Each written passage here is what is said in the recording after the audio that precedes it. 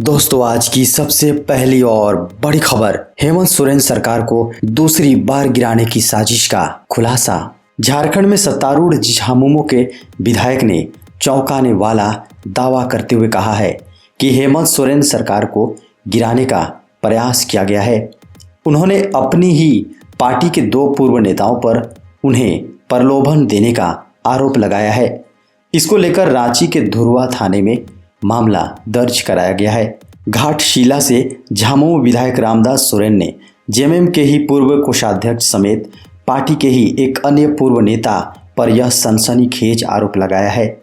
विधायक ने इस बाबत धुर्वा थाने में प्राथमिकी भी दर्ज कराई है। झामुमो विधायक का दावा है कि उन्हें भाजपा के साथ मिलकर सरकार बनाने का ऑफर दिया गया था।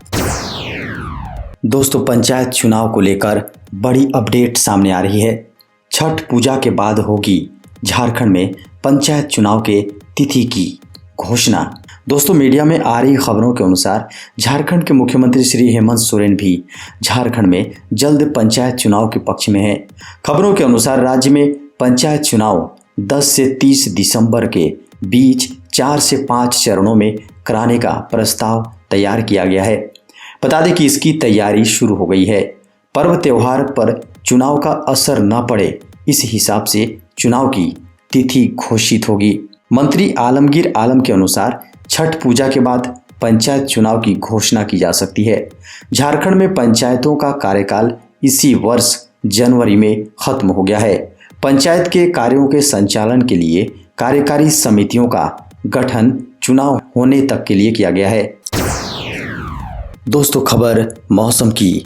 झारखंड के कई जिलों में बारिश के आसार। मौसम विभाग के अनुसार बुधवार को झारखंड के उत्तरी और मध्य भाग के झारखंड की राजधानी रांची के साथ खूंटी, गुमला, रामगढ़, हजारीबाग, बोकारो, धनबाद, दुमका, गिरिडीह, गोड्डा, जामताड़ा, साहेबगंज, पाकुड़ और देवघर के कुछ इलाकों में बारिश के आसार हैं। इनके अलावा अन्य जगहों पर हल्के से मध्यम दर्जे की बारिश हो सकती है।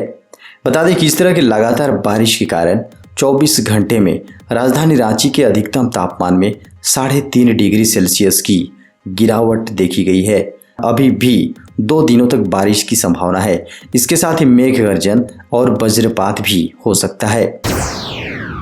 सीबीएसई ने बढ़ाई सीटेट रजिस्ट्रेशन की अंतिम तिथि। केंद्रीय माध्यमिक शिक्षा बोर्ड ने सीबीएसई सीटेट के लिए आवेदन करने के लिए रजिस्ट्रेशन तिथि बढ़ा दी है। केंद्रीय शिक्षक पात्रता परीक्षा के लिए आवेदन करने की अंतिम तिथि 25 अक्टूबर 2021 तक बढ़ा दी गई है। उम्मीदवार सीबीएसई सीटेट की आधिकारिक साइट ctet.nic.in पर आधिकारिक नोटिस को देख सकते हैं। आधिकारिक नोटिस के अनुसार शुल्क जमा करने की अंतिम तिथि 26 अक्टूबर 2021 तक है। परीक्षा तिथि को संशोधित नहीं किया गया है और 16 दिसंबर से 13 जनवरी 2021 तक आयोजित की जाएंगी। बता दें कि परीक्षा केवल सीबीटी मोड में आयोजित की जाएंगी। झारखंड की राजधानी रांची में आयुष्मान भारत योजना की समीक्षा करेगी केंद्रीय टीम। प्रधानमंत्री जन आरोग्य योजना के मुख्य कार्यकारी अधिकारी सीईओ आरएस शर्मा 20 अक्टूबर को रांची आएंगे। इस दौरान वे सदर हॉस्पिटल में संचालित की जा रही आयुष्मान भारत योजना की समीक्षा करेंगे।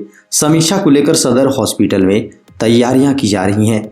बता दें कि इसे लेकर सिविल सर्जन ने स्वास्थ्य कर्मियों को आवश्यक दिशा निर्देश भी दिए हैं। खबर है कि यहाँ टीम आयुष्मान भारत को और भी बेहतर तरीके से संचालन के लिए अधिकारियों को महत्वपूर्ण दिशा निर्देश दिए जाएंगे।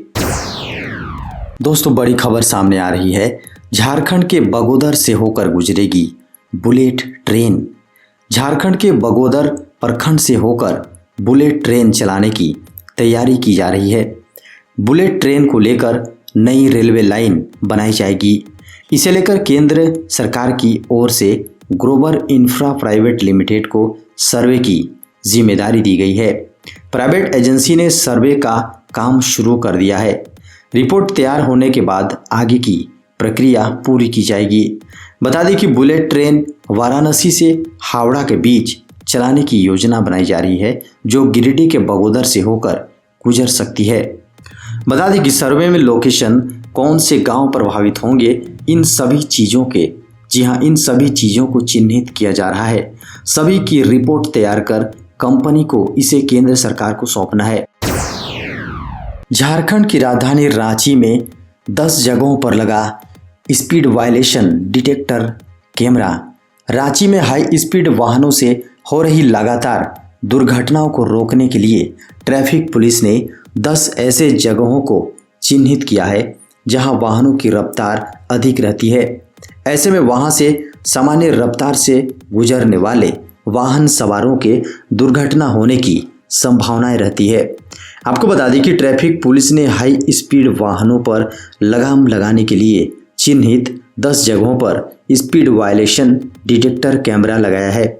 जैसे ही इन जगहों से वाहन सवार तेजी से गुजरेगा, स्पीड वायलेशन डिटेक्टर कैमरा में कैद होते ही चालान कटेगा और रजिस्टर्ड नंबर के पते पर चालान पहुंचेगा। बता दें कि साइन एज का काम पूरा होते ही सभी कैमरे चालू हो जाएंगे। इसके बाद हाई स्पीड में वाहन चलाने वालों का चालान कटेगा। बीते 24 घंटे में देश में सामने आए कोरोना के 13,058 नए मामले। मंगलवार को स्वास्थ्य मंत्रालय की ओर से जारी आंकड़ों के अनुसार बीते 24 घंटे में देश में कोरोना के 13,058 नए मामले सामने आए हैं, जो कि 231 दिनों में आए सबसे कम केस का आंकड़ा है, जबकि 164 लोगों की मौत हुई है। बता दें कि 19,470 लोग हॉस्पिटल से डिस्चार्ज होकर घर भी लौटे हैं।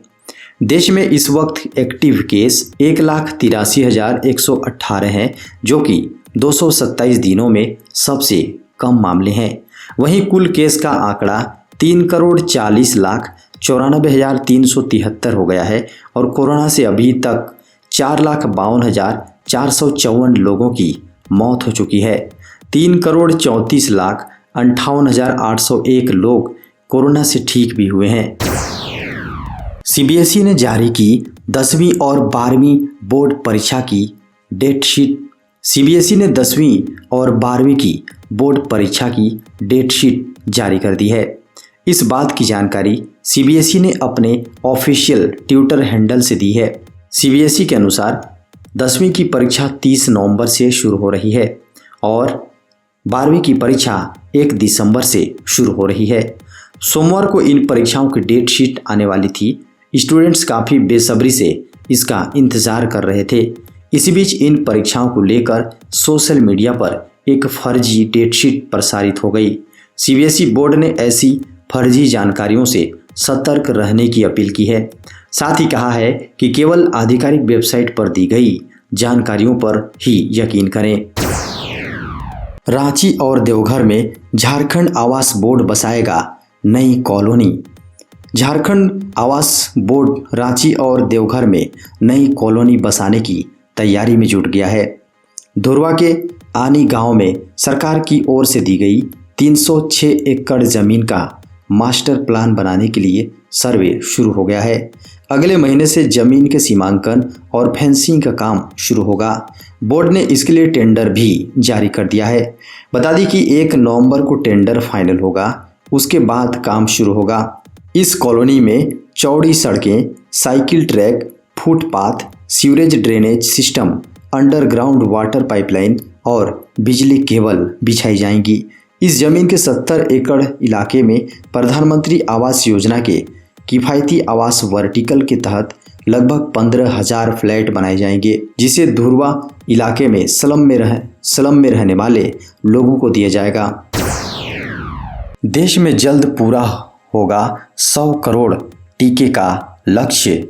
देश में जल्द ही 100 करोड़ टीके लगाने का लक्ष्य भी पूरा कर लिया जाएगा। देश के स्वास्थ्य मंत्री मनसुख मांडविया ने ट्वीट करके कहा कि हम 99 करोड़ के आंकड़े पर हैं। उन्होंने कहा कि हम लगातार 100 करोड़ टीकों के टारगेट को पूरा करने के लिए आगे बढ़ रहे हैं। बता दें कि बीते एक दिन में मात्र 13,058 नए संक्रमण के मामले मिले हैं। यह आंकड़ा बीते 231 दिनों में सबसे कम है। कोरोना संक्रमण से देश को लगातार मिल रही राहत से अब यह संभावनाएं भी लगाई जाने लगी हैं कि शायद अब इसकी तीसरी लहर नहीं आएगी। बता दें कि एक्सपर्ट्स ने सितंबर या अक्टूबर के दौरान तीसरी लहर आने की संभावना जताई थी। एनटीए जल्द जारी कर सकता है नीट परीक्षा का रिजल्ट। उम्मीद जताई जा रही है कि नेशनल टेस्टिंग एजेंसी यानी एनटीए अक्टूबर के अंतिम सप्ताह में रिजल्ट की घोषणा कर सकता है। हालांकि एनटीए की ओर से अभी तक इसके लिए कोई भी आधिकारिक बयान जारी नहीं किया गया है। एनटीए द्वारा नीट परीक्षा के रिजल्ट जारी होने के बाद उम्मीदवार अपना रिजल्ट आधिकारिक वेबसाइट neet.nta.nic.in पर देख सकेंगे। उम्मीद जताई जा रही है कि एनटीए जल्द ही नीट 2021 परीक्षा रिजल्ट की तारीखों का ऐलान कर सकता है। एनटीए ने हाल ही में 15 अक्टूबर को परीक्षा की प्रोविजनल उत्तर कुंजी जारी की थी। इस पर आपत्ति दर्ज कराने की अंतिम तिथि 17 अक्टूबर 2021 रखी गई थी। दोस्तों, गैस उपभोक्ताओं के लिए बड़ी खबर सामने आ रही है। अब केवल आधार दिखाकर मिलेगा गैस कनेक्शन। दोस्तों, अभी तक आपको गैस कनेक्शन नहीं मिला है तो अब सिर्फ आधार दिखाकर गैस कनेक्शन ले सकेंगे। यानी अब आपको गैस कनेक्शन लेने के लिए डॉक्यूमेंट्स के लिए परेशान नहीं होना होगा। इंडियन ने ट्वीट करके इस बारे में अपने ग्राहकों को जानकारी दी है। इंडियन ने अपने ऑफिशियल ट्विटर हैंडल पर लिखा है कि क्या आपको नया गैस कनेक्शन लेना है तो अब आपको सिर्फ अपना आधार कार्ड दिखाना है और एलपीजी गैस कनेक्शन मिल जाएगा। इसके अलावा आप सब्सिडाइज कनेक्शन में भी इसको बदलवा सकते हैं। इसके लिए आपको केवल एक एड्रेस प्रूफ देना होगा। इस कनेक्शन में आपको सरकारी सब्सिडी का फ़ायदा नहीं मिलेगा, यानी आपको सिलेंडर की पूरी कीमत चुकानी होगी। वहीं जब आप अपना एड्रेस प्रूफ जमा करेंगे तो आप सब्सिडी का भी लाभ ले सकते हैं। बता दें कि वैलिड एड्रेस प्रूफ जमा करने के बाद गैस एजेंसी आपके गैर सब्सिडी वाले कनेक्शन को सब्सिडी में तब्दील कर देंगे।